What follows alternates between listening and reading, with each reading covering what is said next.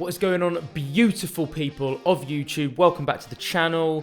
I'm particularly excited about this video and the next few on the way, as this is the first time that I'll be sharing with you my favoured and preferred training split, which is a split that I've been doing for a couple of years now. Now let me straight away answer two questions that if I were you, I would have straight off the bat. Number one, why is this a training split that I favour so much, and why do I keep coming back to it and have done for the last 5 to 10 years? And the second thing is, what exactly am I training for? So obviously if I'm going to say that this is what I'm doing and this works, you need to know whether or not it is purposeful and it's completing its objective. It needs to have an objective. So I will go into those two things now. Now, in terms of what this split is for, I basically refer to myself as a little bit kind of like fitness agnostic. I am not a CrossFitter. I am not a sprinter. I am not a bobsleigh athlete. I am not trying to become an American footballer. I am not, a power lifter. I'm not a recreational bodybuilder. But at some point over the last 10 years, I have been all of those things.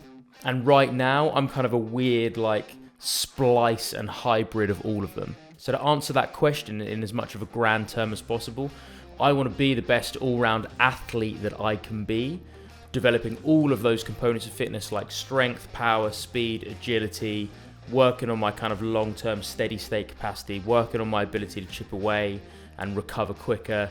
But I personally am not a huge advocate in my own training of super high skill movements such as, handstand walks or, super heavy kind of like full range squat snatches. And the reason for that is I don't believe that these movements are bad. There's a couple of reasons. One, I don't really have the mobility to be able to execute these movements properly. And number two, I don't want to spend time away from strength and fitness training developing my ability to perform those movements. I'm not really bothered about being able to perform a super heavy squat snatch. If a snatch is just a demonstration of strength or a vehicle to get more powerful, there are other vehicles that don't require me to be as mobile. So I tend to err on the side of those instead. So that's why I would say that I am not a CrossFit athlete. I don't follow a CrossFit program or subscribe completely to their exercise prescription. As an example, this might ruffle a few feathers, but just as one random example, I don't believe that high volume plyometrics are a good way to develop aerobic capacity. I think that is absolutely flipping mental that you want to get someone fit from stage 0 and you get them jumping up and down in the box. It doesn't really make sense to me. But overall, I am a massive fan of CrossFit. I think the community side of things is amazing. I know that some people think it's a bit cultish, but I think it is incredibly welcoming. I think it's very non-judgmental, and I've seen a phenomenal amount of my friends and my kind of associates within the fitness space really, really improve their fitness, health and wellness and their mental health as well. And I think that's one of the reasons why CrossFit is so favourable to people just getting into training. So that is why I wouldn't say that I am a CrossFit athlete. I'm not. I don't follow a CrossFit program. I don't subscribe completely to their exercise prescription, but I am a massive fan of CrossFit in general. Again, I'm too broken to be able to execute some of the movements. That's probably why I don't follow a program.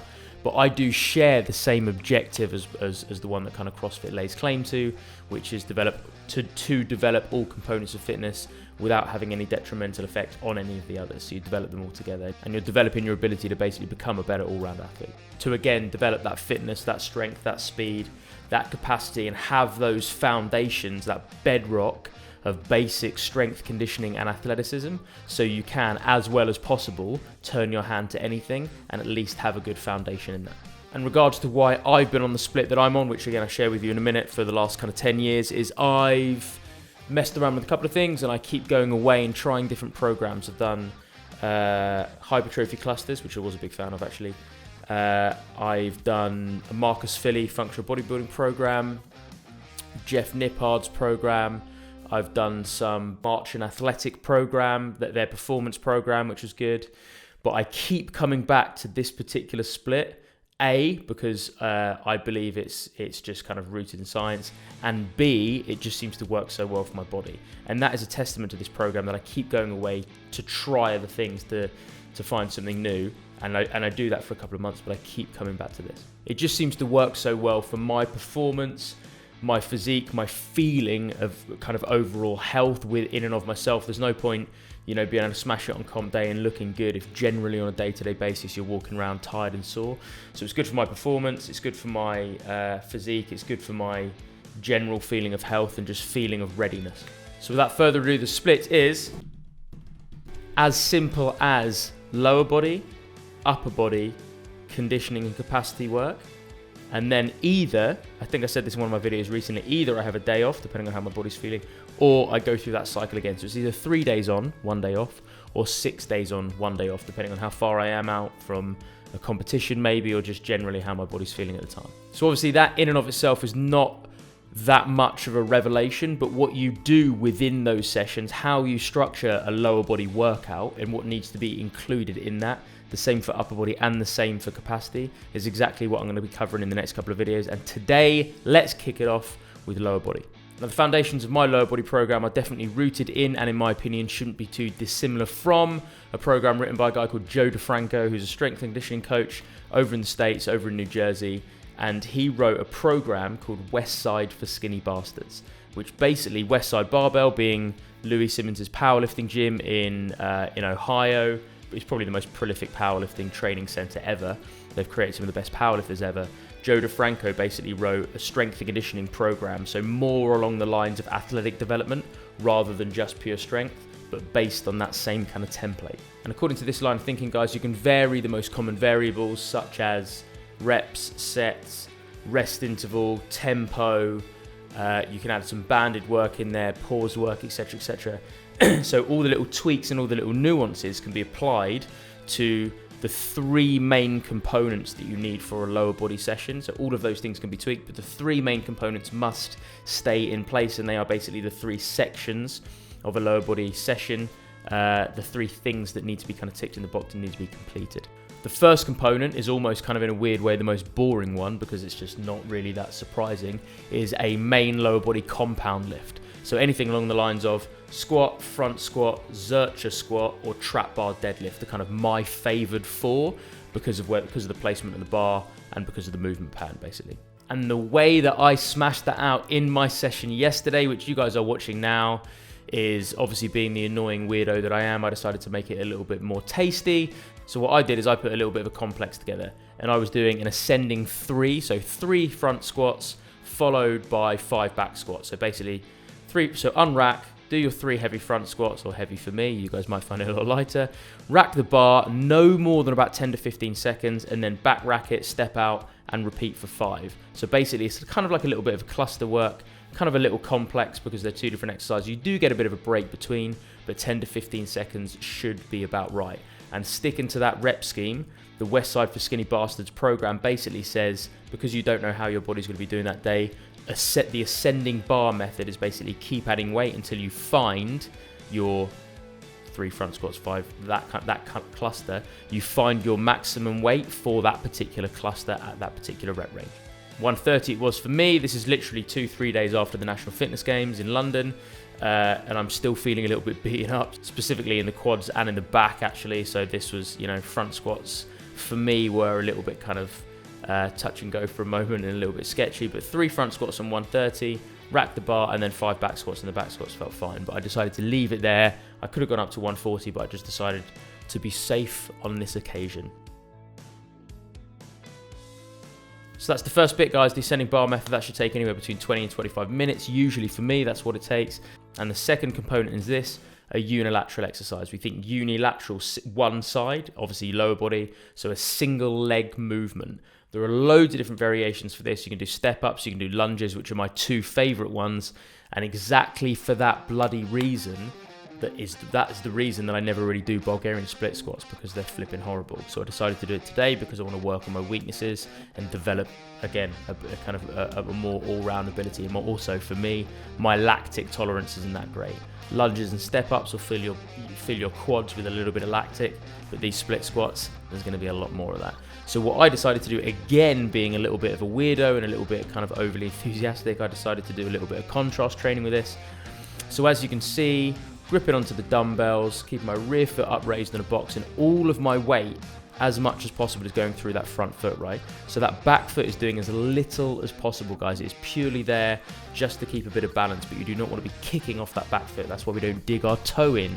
As you can see, that is why it is just the lace that is flat down on that box or on that bench. So I'm doing 8 reps and then putting the dumbbells down.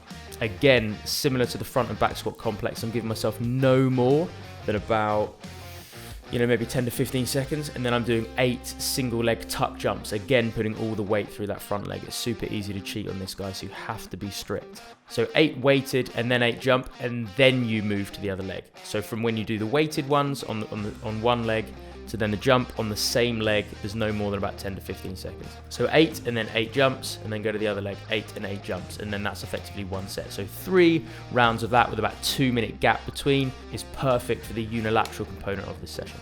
The third main piece of the puzzle for the West Side for Skinny Bastards program is something that specifically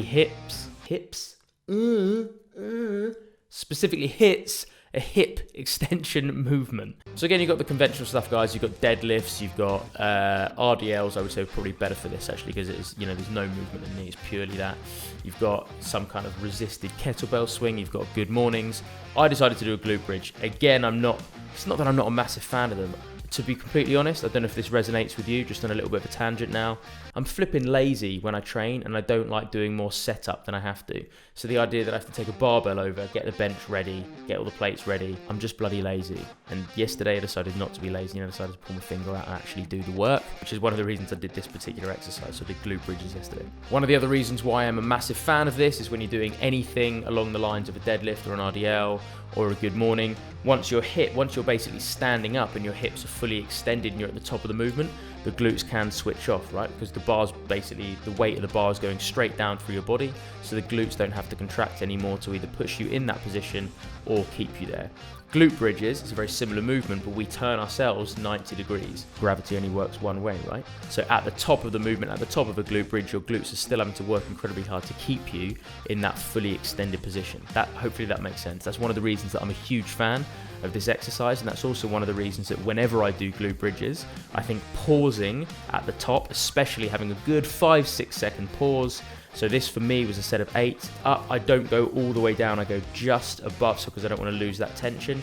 So I go to just above the plates hitting the ground, then extend the hips again, and on the very last rep, I hold it at the top for 5 or 6 seconds, making sure I can really feel in a muscle-centric way the glutes activating together before I then lower down. So 3 sets of 8 to 10 with a good kind of 5-6 second pause at the top of the very last rep is perfect for this third component, this hip extension movement. Now, these are the 3 foundations done, right? Main compound lift, unilateral exercise, and hip extension exercise.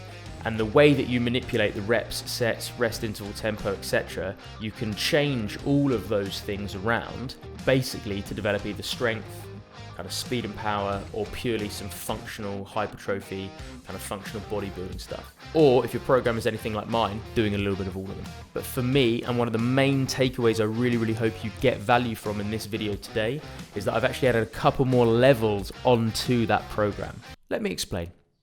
The first of the 2 extra levels that I've added onto this program is any kind of knee flexion exercise. So basically a leg curl. You can do other things if you're trying to absolutely shred some muscle fibers and do some heavy eccentric load work. You can do some negatives, some eccentric work on a Nordic. As an example, you can do some banded work for a pump if you just want to get some blood flow to that area. But for me, a standard either seated or lying down leg curl helps me. I'm normally sitting anywhere between 6 and 8 reps with this guy. So a lot of the research says that even 6 reps on a hamstring exercise can elicit a hypertrophic effect. So it can elicit a muscle building effect, which is completely different to something like a leg press where you might need to do, about 15. But the hamstring is a different muscle, it works in a different way. Fewer reps are needed to develop that muscle, or kind of elicit to get that muscle building effect. So anywhere between 6 and 10 reps is good enough for me. You don't need to be smashing out sets of 30 for them. And finally, the second part of my kind of addition to this, and the 5th and final component of a leg session that I believe is absolutely invaluable and can be manipulated and tweaked to fit any objective, whether or not you want to get stronger, more powerful, just bigger, just fitter, blah, blah, blah, blah, is a little bit of lactic conditioning at the end. Keeping impact is fairly crucial, especially as you would have been fatiguing everything through the course of the session. So you don't want to be doing any jumping and landing stuff. So a couple of different options for me that I think are very good. You've got a sled push or sled pull, which is again just an absolute leg lactic filler. The gym I'm training in at the moment currently doesn't allow them because of the COVIDs, or a watt bike, which luckily I am allowed to use. So what I did is basically I did a 750 meters, a 500 meters and a 250 with about 20 seconds between. So again, chipping away at your body's ability to recover quicker is absolutely imperative to develop some lactic kind of tolerance and overall conditioning.